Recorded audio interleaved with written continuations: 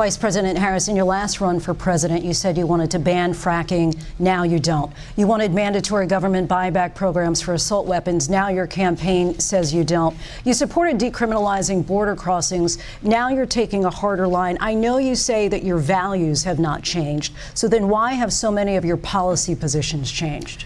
So my values have not changed, and I'm going to discuss every one of at least every point that you've made. But in particular, let's talk about fracking because we're here in Pennsylvania. I made that very clear in 2020. I will not ban fracking. I have not banned fracking as Vice President of the United States, and in fact, I was the which opened releases for fracking. One of the is that we have not to. As it relates to my values, let me tell you, I grew up a middle-class kid raised by a hardworking mother who worked safe and lived by her first home. She never answers the fucking questions. Come on, man. I intend to be that president. She was big on defund the police. Defund the police. The issue behind it is that we need to reimagine how we are creating safety. And when you have many cities that have 1/3 of their entire city budget focused on policing, we know that is not the smart way and the best way or the right way to achieve safety. This whole movement is about rightly saying, we need to take a look at these budgets and figure out whether it reflects the right priorities. For too long, the status quo thinking has been you get more safety by putting more cops on the street. Well, that's wrong. Now, in another interview that same week, Harris praised Los Angeles Mayor Eric Garcetti for removing $150 million from the police budget and investing that money in social services. Listen to this. That's a legitimate conversation, and it requires a really critical evaluation. I applaud Eric Garcetti for doing what he's done. She was big on defund the police. In Minnesota, she went out. Wait a minute, I'm talking now. If you don't mind, please. Does that sound familiar? She went out in Minnesota and wanted to let criminals that killed people, that burned down Minneapolis, she went out and raised money to get them out of jail. She did things that nobody would ever think of. If you're able to chip in now to the AdMN Freedom Fund to help post bail for those protesting on the ground in Minnesota. Now she wants to do transgender operations on illegal aliens that are in prison. A K-file investigation has uncovered, meantime, a 2019 questionnaire. And in this questionnaire, Harris laid out some much more liberal stances. Let's just take immigration and look at what she said here. She said on immigration, she made this open-ended pledge to end immigrant detention. She said she supported taxpayer-funded gender transition surgeries for detained migrants. She also said she taxpayer-funded gender transition surgeries for detained migrants. She actually said she supported that. She both wrote and answered in the affirmative when she was asked this. That they were standing in the way of surgery. For prisoners. For prisoners. And there was a specific case. And when I learned about the case, I worked behind the scenes to not only make sure that that transgender woman got the services she was deserving. So it wasn't only about that case. I made sure that they changed the policy in the state of California so that every transgender inmate in the prison system would have access to the medical care that they desired and need. And I believe it was not only, I know it was historic in California, but I believe actually it may have been one of the first, if not the first in the country, where I pushed for that policy in a Department of Corrections. It would be hard to think that you would come up with taxpayer funding gender transitions for detained migrants, and yet this, as you say, written and verbally. And the Harris campaign didn't answer any questions from CNN. Instead, they just provided a statement from an unnamed Harris campaign advisor that just said, as president, she will take that same pragmatic approach, focusing on common sense solutions for the sake of progress. So where does she stand on this? All this questionnaire today, we don't know, and they won't say. It's pretty incredible stuff. Mr. President, on January 6th, you told your supporters to march to the Capitol. You said you would be right there with them.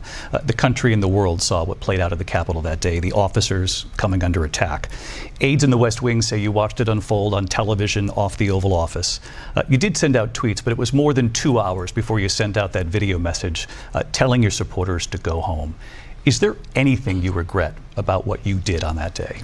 You just said a thing that isn't covered. Peacefully and patriotically, I said during my speech, not later on. Peacefully and patriotically.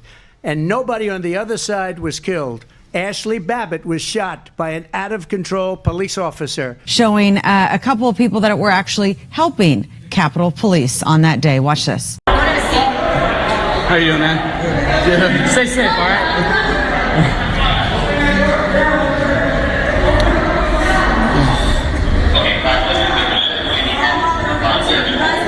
Man, you are covered. I thought I was bad. You got it way worse. Hey, do you need water or something, man? Now, what that video portrayed was me and Ashli Babbitt walking side by side. We were the first ones to actually arrive at the speaker's lobby doors. And as you hear from that clip is, these people aren't violent. I actually offered this officer water. Ashli was actually joking with these same officers, Officer Yetter and the other two in the same area, minutes prior to her getting shot. So that was the initial approach video.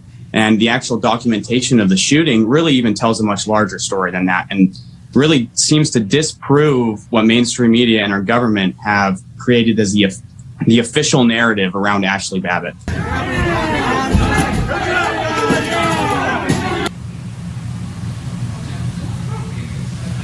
All right, so explain to me what we saw there when Ashli is grabbing that man's backpack.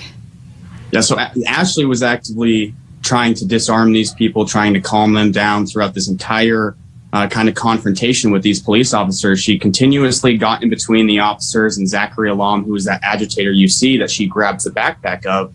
And in this video, as it gets a little bit deeper into it, she actually reaches in with her right hand, pulls Zachary back from the window as he shatters the last window pane, and punches him with her left hand. She was left-handed in a southpaw, and hits him right in the face and causes his glasses to fall. And 7 seconds later, that's actually when Michael Leroy Byrd ended up issuing a kill shot with no verbal warning. A radio transmission, the lawsuit found out, at 2:45, or within 1 minute after shooting Ashli, Lieutenant Byrd made the following radio call. Look at this. These are his words. 105B, we got shots fired in the lobby. We got 5 shots fired in the lobby of the House chamber. Shots are being fired at us, and we're prepared to fire back at them. We have guns drawn. Don't make sure we leave that in. Don't leave that in. All right. We have shots fired. Trying to say that the crowd is shooting at the officers, at him.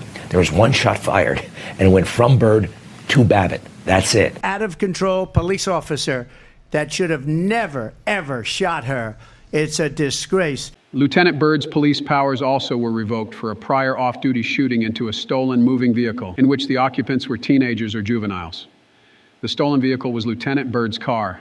Lieutenant Byrd fired multiple shots at the fleeing vehicle in a suburban area. Stray bullets from Lieutenant Byrd's firearm struck the sides of homes nearby. An official investigation found that Lieutenant Byrd's use of force was not justified. When are the people that burned down Minneapolis going to be prosecuted? Or in Seattle? They went into Seattle. They took over a big percentage of the city of Seattle. When are those people going to be prosecuted? But let me just ask you. You might ask her that question. You were the president. You were watching it unfold on television. It's a very simple question as we move forward toward another election.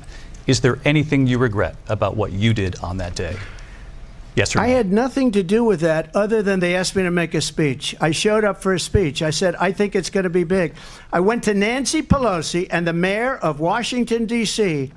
I said, this is going to be a very big rally or whatever you want to call it. And again, it wasn't done by me. It was done by others. I said, I'd like to give you 10,000 National Guard or soldiers. They rejected me. Nancy Pelosi rejected me. It was just 2 weeks ago. Her daughter has a tape of her saying she is fully responsible for what happened. They want to get rid of that tape. It would have never happened if Nancy Pelosi and the mayor of Washington did their jobs. Congress passed a law. It's 2 U.S. Code 1970. Look it up. Just make sure you look it up before December 22 when they changed it. So what was in effect on the 6th, that requires me to go and get approval for bringing in National Guard or federal assistance in advance. I have to go to the Capitol Police Board and get approval from congressional leadership in advance, like I did on January 3rd. I'm denied twice because of optics and because the intelligence didn't support it. So think about that. Let me ask you the question, who made that decision? Who denied you? I was denied by Paul Irving, House Sergeant at Arms, and also Mike Stenger, Senate Sergeant at Arms. And who do they on work? January 3rd. Who do they work for? It would have been working for Pelosi on the House side. That Pelosi was his #1 boss, and then McConnell on the Senate side. I do want Vice President Harris to respond here.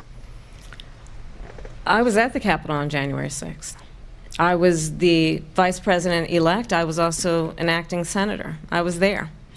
And on that day, the President of the United States incited a violent mob. This is a movement, I'm telling you. They're not going to stop. And everyone beware, because they're not going to stop. They're not going to stop before Election Day in November, and they're not going to stop after Election Day. They're not going to let up, and they should not. And we should not. To desecrate our nation's capital, on that day, 140 law enforcement officers were injured, and some died. By the evening of January 6th, the Democratic Party and its publicists in the national news media had settled on a description of what had happened that day. They distilled an enormous number of highly complex events that even now we don't fully understand, into a single emotionally laden political slogan, which they've repeated for years with remarkable discipline. January 6th, they said, was a deadly insurrection. There was a deadly insurrection. Deadly insurrection. Deadly insurrection. A deadly insurrection. Everything about that phrase is a lie. Very little about January 6th was organized or violent.